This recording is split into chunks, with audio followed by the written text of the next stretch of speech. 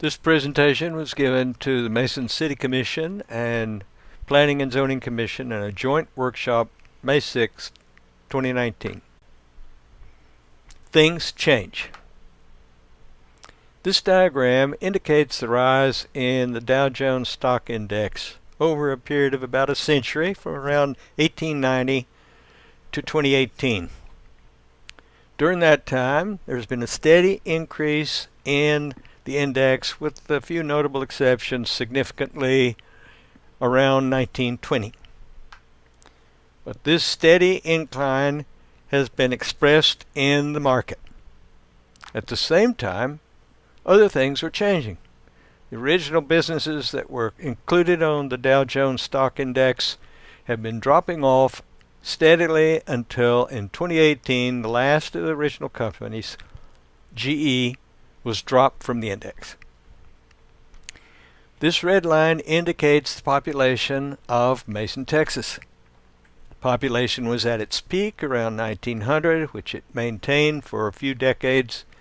Then in the 1950s until about 1960 or 70, it leveled down to its present level of about 4,000 people. And we have every expectation that it will continue at about that size. Although the population is stable, Mason itself is changing just like everything else in the world. So how do we respond? Because we cannot predict the future, we must create it by design. The question is, how do we do that?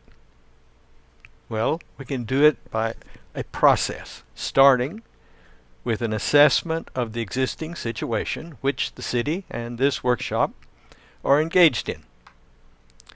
Next, visualize the future that we want. Third, set goals that establish what we want and reflect community values. Fourth, create ordinances to achieve them. And finally, execute the plan through enforcement of local codes and ordinances. What are our problems and what are our assets? Responses to questionnaires from the community have listed a number of things. This list shows what we have now and do not want to lose in the future.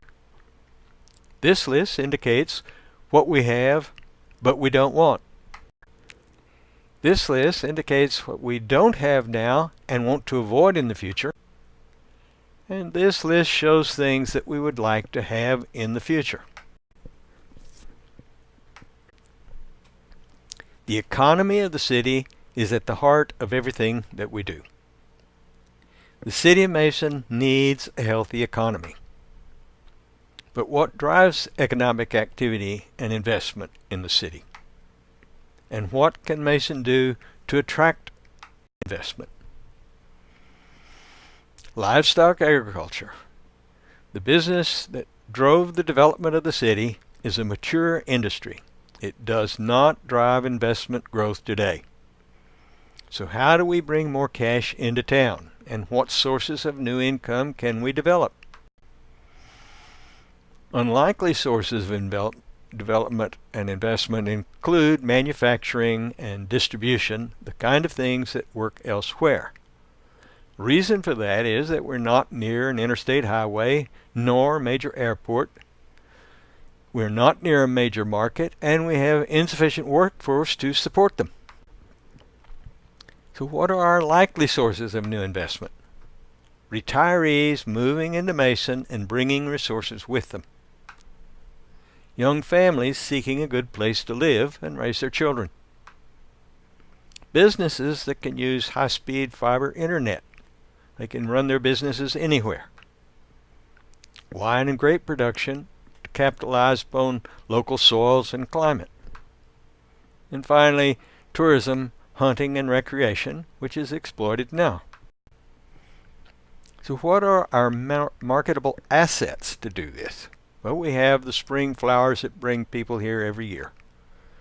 We have dark skies. We have wildlife, including the bats and the deer. And we have geology and soils attracting the wine and grape agriculture, kayaking and fishing on the rivers, and the history and culture of the area and the community. To attract investment requires a creative approach to the future, support from the community, commitment of people and time, resources to cover expenses, and resources for execution. How do we attract these new investments? These investments are based on people's decisions to come here and live. It is the appearance of the city of Mason that's key to attracting all these investment sources. The first impression tells them if they want to live here and work or not. What are our strong points? We have small town life, a relaxed atmosphere, good neighbors and good schools, the charm of the community, active social and cultural life, and no traffic. The kind of things most people in this state do not have elsewhere. So how can Mason show this to potential newcomers? The first impressions sell the town. The charm of the town, the relaxed atmosphere, and the quiet traffic can be observed. The appearance tells Mason visitors what it is. It is the opening of the experience. If it looks good, it may be.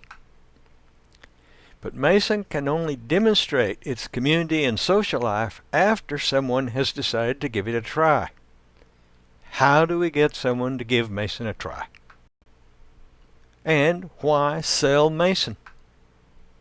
To bring in new families into town. It brings businesses to town. It increases the income of existing businesses, and it increases employment. All things we need to do to grow the economy. And it's the entry points into town that make the first impression. The first impression tells the visitor what Mason is. The entry from the east, from Llano. Here is the entry experience as someone arrives from the east. As you come into town, you pass the electrical co-op, you begin to see there is a town ahead. As we continue to drive in, we begin to see an accumulation of buildings and activity along the road. Speeds are decreased. Stockyards and barns appear.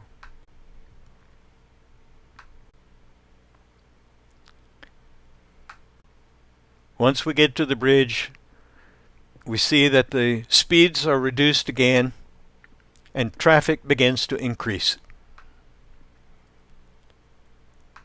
As we drive into town, the first thing that is noticed is the old stone buildings, all in good shape and in active use today. A charming country town with old world buildings. As we get to the curve, we see that we are met by the iconic church steeple at the Lutheran Church. A startling entry into the community. We swing around the curve and we begin to see all the normal aspects of small town life, feed store, businesses. Once we arrive at the square, we see that we step back in time into an old world, one that is gone from most of Texas. We get to the courthouse, one of the few left in its original condition in active use in the state today. Our entry from the east is exceptional. This image sells the community. It is a marketable commodity. It is different from the entry to almost any town in Texas. It's important to distinguish ourselves by preserving and displaying our advantages and our differences. Mason should not try to compete by being like other towns. We have to protect and project our unique qualities. What Mason is and how it looks tells the story we need to tell. So where does the city have its greatest influence in telling that story? The city owns the street.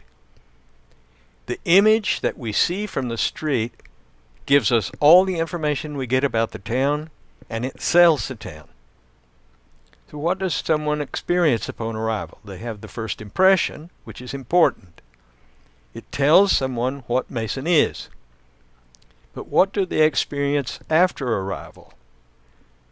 The view from the local streets. What is the visual experience? Once we get into town, we have tree-lined streets, shady streets, charming town, old windmills, old houses. From the square, we can see the trees along Gamble Creek and in the medians. And they're not just a feature of the square.